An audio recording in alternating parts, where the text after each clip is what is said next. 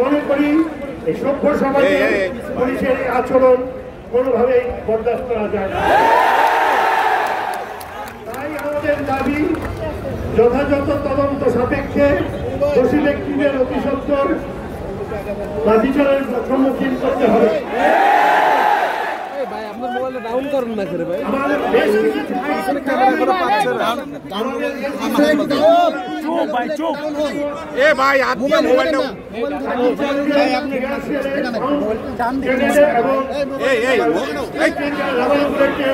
আহত হয়েছে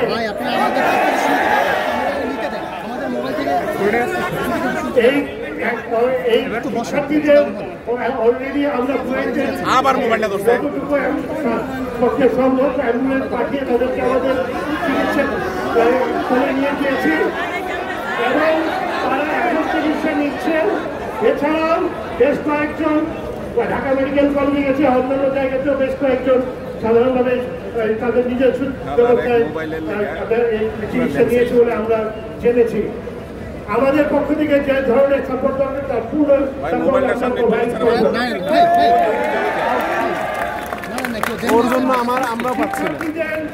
যে যৌক্তিক দাবি সমূহ এটার ব্যাপারে সুষ্ঠু ব্যবস্থা গ্রহণের সকালে আমি এবং আমার প্রোভাইস চ্যান্সেলর আমাদের ডক্টর আব্দুল হাফিজ চৌধুরী শিক্ষা উপদেষ্টার সাথে দেখা করি।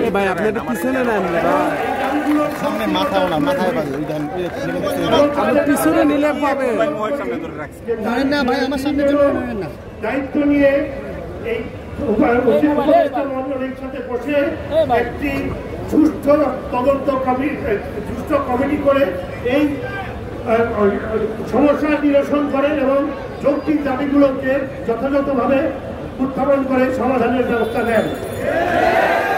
এই পরিপ্রেক্ষিতে আজকে একটি কমিটি করা হয়েছে।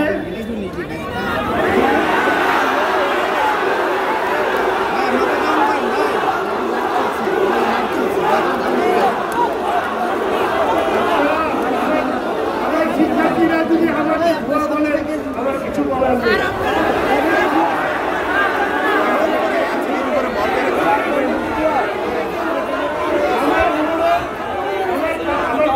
শেষ করতে দেন। কমিটির ব্যাপারে যদি কোনো ধরনের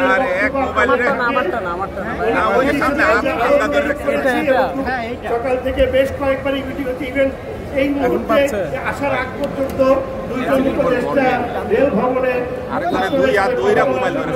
তাদের প্রতিনিধিদের সাথে কথা বলার জন্য অপেক্ষা করছেন এবং তাদেরকে আমরা